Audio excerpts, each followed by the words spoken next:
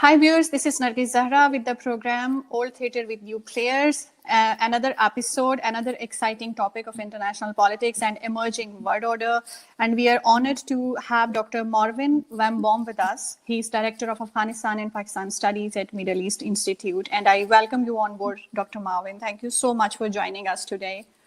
Thank you for having me. That's an honor. So this is something very interesting being, unfold since September last year in this region, which has Afghanistan and Pakistan, the peace talks and the actors, the changing factors and all. So now that we have entered a phase of intra-Afghan peace talks, so what are the hopes that we can attach to a long-term peace in Afghanistan? Well, I wish I could be optimistic here. I think what we have seen thus far is rather depressing. In this sense, we have now finally in Doha a meeting of the Taliban with representatives from Afghanistan. And of course, this is positive. We've been waiting a long time for this. However, what it has taken to get to where we are and the signs of what are now, based on what is now happening in Doha, these are far less than promising. Mm-hmm. I'm afraid that everything we've seen thus far suggests that the very basis for a peaceful outcome, the very basis of a power-sharing arrangement which somehow would allow the values of both sides to be reflected in the composition of a government, that all of the signs that we have suggest the impossibility of bringing this about, however much it is so desperately wanted by not only, of course, the people of Afghanistan, but by the whole international community, and especially the regional players. Mm-hmm. What I'm referring to is the fact that it took a year and a half for the United States to reach an agreement with the Taliban that even made it possible for Afghans to talk to Afghans. Yes. And the basis of that agreement was such that there really were very few items to discuss. The United States wanted to leave. It was said it's prepared to leave. And the only thing it was really asking of the Taliban is that if we leave, you will do two things. You will agree not to work together with groups like Al-Qaeda to provide them a platform in which they could attack targets in the West, not conspire against us. They also agreed, although this was not as important to them, that on the signing of this, they would enter into talks, intra-Afghan talks, which is what we've been aiming for. They wanted an exchange, something that they got by the very fact that the discussions with the U.S. was going on, and that was legitimacy. The kind of legitimacy that they could never have imagined a couple of years ago, where all the international community comes knocking on their door. They wanted something else, and this was probably the most important. They wanted to assure that the U.S. removed its troops, and with the United States would presumably go its allies in the fight against the Taliban. Mm-hmm. They also wanted very clearly out of this, and it was agreed to in their meetings took place in Doha, that there would be a prisoner exchange. Yes. 5 for 1, the Taliban would get not just any 5,000 prisoners, but the ones that they specifically wanted most. And these, of course, turned out to be individuals who were accused of the most serious of the crimes, terrorism, by not just the Afghans, but by the United States and other countries which could claim that they suffered at the hands of the Taliban. Well, when an agreement was finally signed, it was only because the U.S. really caved in on all points. The U.S. agreed to leave, but it didn't have very much bargaining power because it had already indicated that it wanted to leave. Yeah. We did agree to give up. We couldn't give up the prisoners ourselves because they were being held by the Afghan government. Mm-hmm. And the Afghan government was not party to the discussions that we were having with the Taliban, much to their chagrin. Yeah. And so we committed them to doing so. And of course, they balked. They were not interested in this. They had no part in this. But in the end, through all of these year and a half of negotiations with the Taliban, they got everything they wanted. Everything they wanted, and gave up nothing because all they had to give up was a promise that they would not work together with Taliban and similar groups. Mm-hmm. They didn't agree to what we wanted so badly, and the Afghans above all, and that is a ceasefire. They would not agree to it. Okay. And they still have not agreed to it. It turns out from all the indications that we have from the UN, as well as our own intelligence, that none of the ties with the Taliban that have been so important to them, going back 20 years now, more than 20 years, have been severed.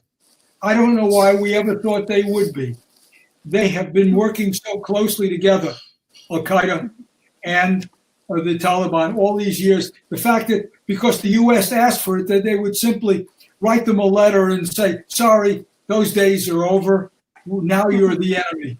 Or if you're not the enemy, at least we want nothing to do with you. So all of this comes down to the fact that we're now find ourselves, after struggling to get to Doha, having experiences with the Taliban all this time. And what we have learned is they don't yield on anything. And more importantly, by standing firm, they give up nothing. They get everything that they want. As much as Ashraf Ghani complained, I won't give up any prisoners, then I'll give up 1,500, then I'll give up 3,500, and then finally he gave up even the 6 who were most thought of as having committed the most heinous crimes.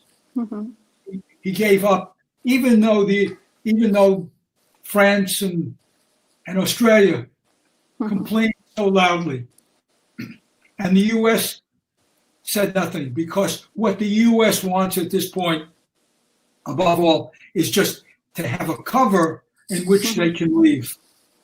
They want and the cover is that there's an agreement and that the U.S. can say, well, now that they're talking together, this is now Afghan owned, this is now their affair.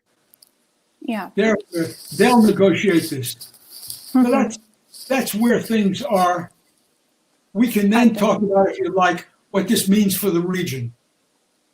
Yeah. Actually, the way I was thinking about it, The Taliban's of 1980s who fought against the invasion of their country and against like Soviet Union, those were the Taliban's. That's a different generation.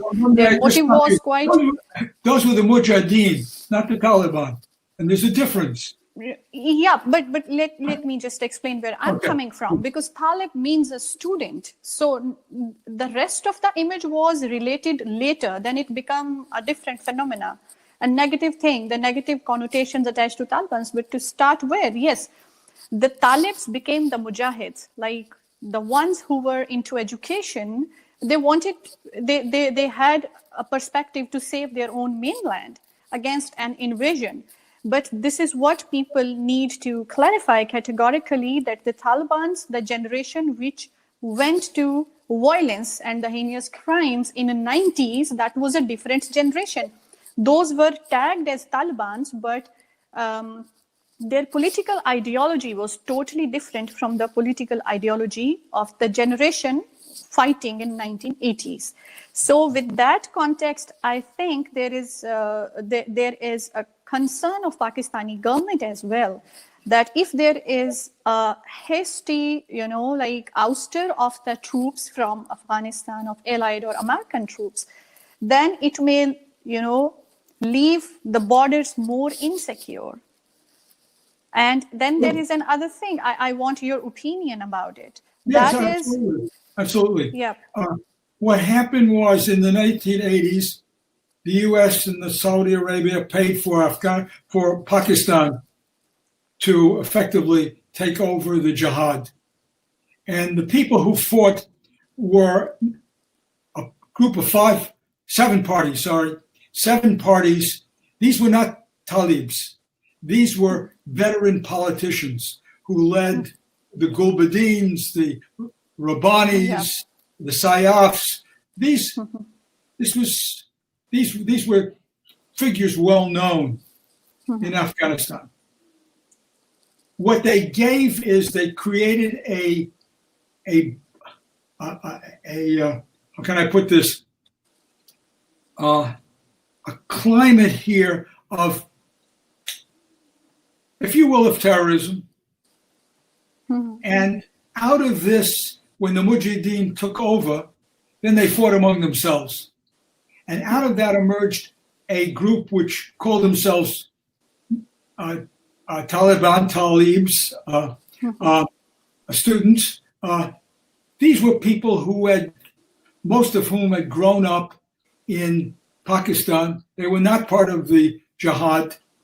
The leaders had jihad experience, but the rest were people who grew up in madrasas and went to school madrasas in Pakistan. And they came in and they inherited this kind of Islamic militancy that the Mujahideen had practiced against the Soviets and the communists in Afghanistan. So that's the link here. And that they didn't come until 1994, and then they took over the country. Now, Pakistan, as well as the other countries, but particularly Pakistan has a great stake in what happens, which is what you're alluding to. There's a great stake. What happens in Afghanistan is very important.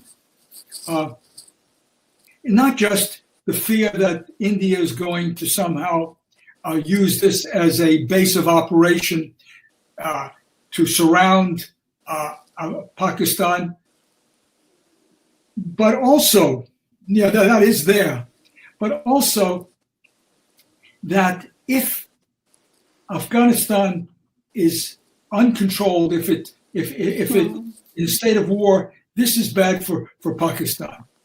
Chaos in Afghanistan is not good for Pakistan. Exactly. But in the 90s, when Pakistan fully supported the Taliban, it was the feeling that we know that, but we can control them. Once they consolidate power, we will be able to control them.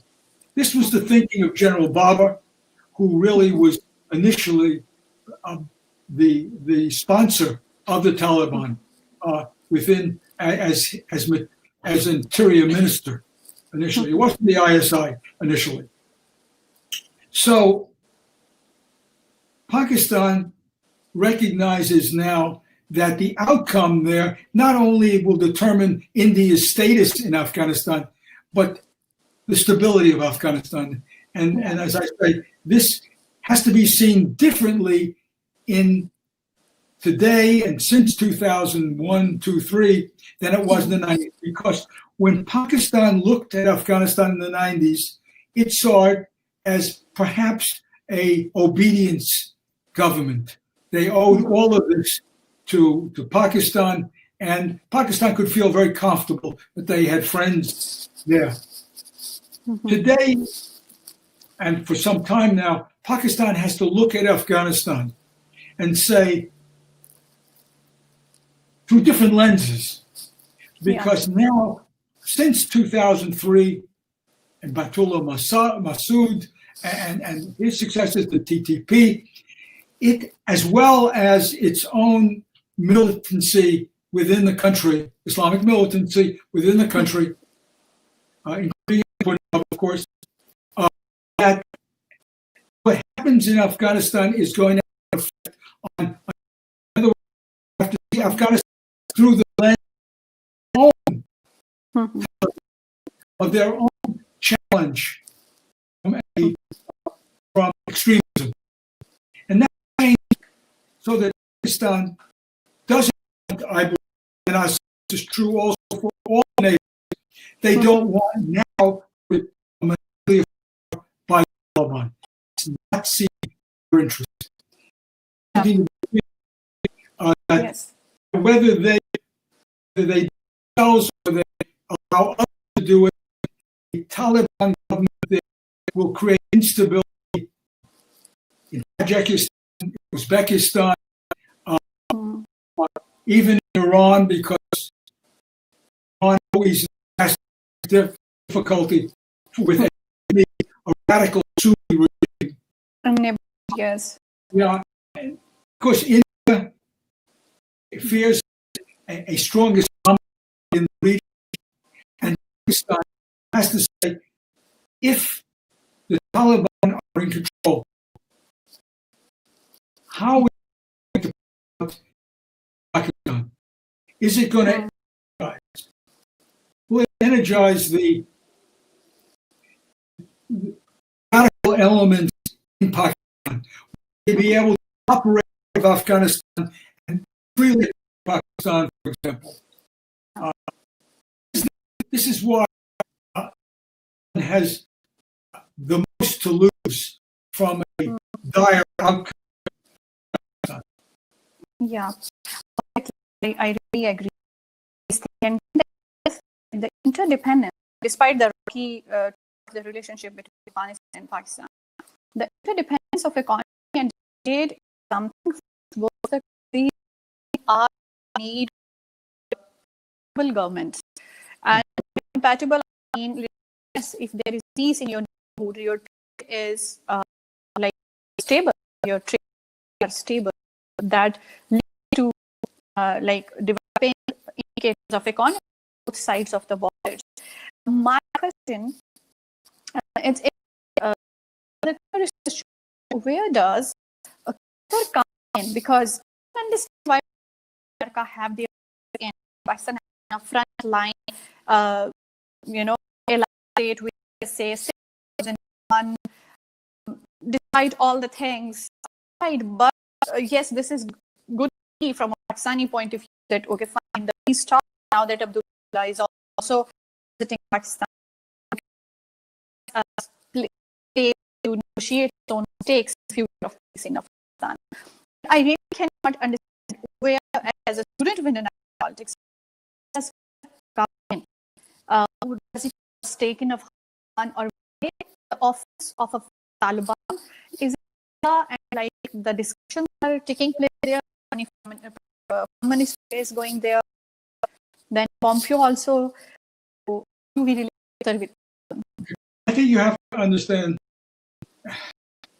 their role here as having more to do with the politics of the government. Okay. And this is true not for Afghanistan negotiations, in so many areas where their position is different in UAE. Okay. So they have wanted to have an independence from the others. They have carved out independent foreign policy.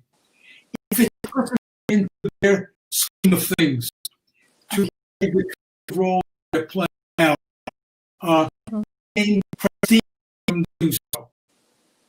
Okay. And we didn't do that. So, as far as they're having any strategic interests in what happened, not really. Saudi Arabia does, in the sense that if it outcomes to benefit Iran, then it becomes that's their connection here. But it has so much to do with what happens in Afghanistan, what happens geostrategically. Yeah. Okay. So it wants kind of wants to add to its own agenda power as a state from like an autonomous position in the region, and it has done this in so many other ways in recognition, and it could be also. EYE recognizes now Israel will not. Because this, when you recognize Israel, that's state recognizing a state, which is already recognized by international community. So there is a really psychological difference. But definition of Taliban and this is where the question was coming from.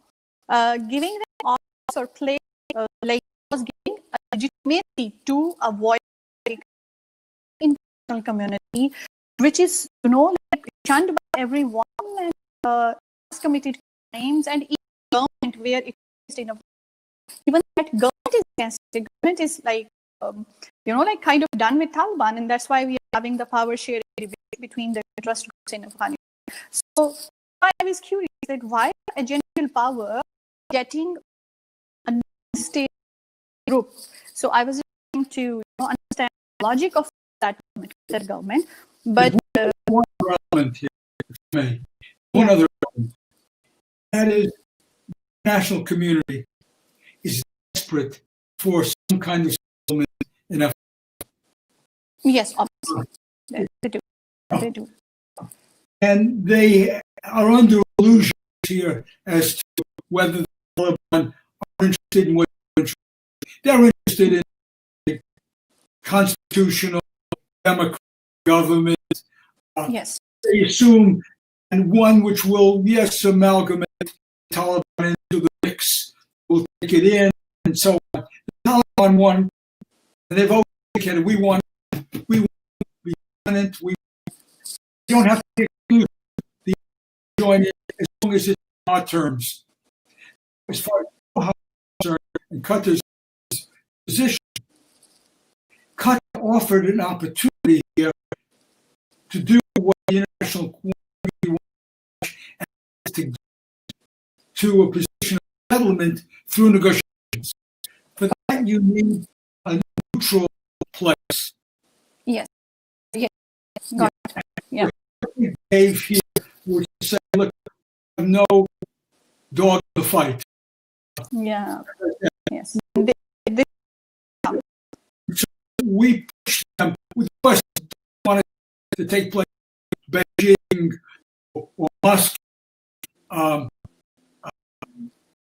Last year was Istanbul, but offered an ideal place. That's why the UN and the Taliban met there. They're meeting now. First of these discussions, assume will be second and third and a fourth and a fifth. But we're looking at a slow realization here the Taliban want, and that's not which they can have so many cabinet positions. One is a political party. They've never missed us on that score. They've always what we want is a Sharia state. And a Sharia state rules an emir and a president. It is a Islamic council that decides on legislation, or at least controls legislation, not a police yeah, neither the nor the democratic one.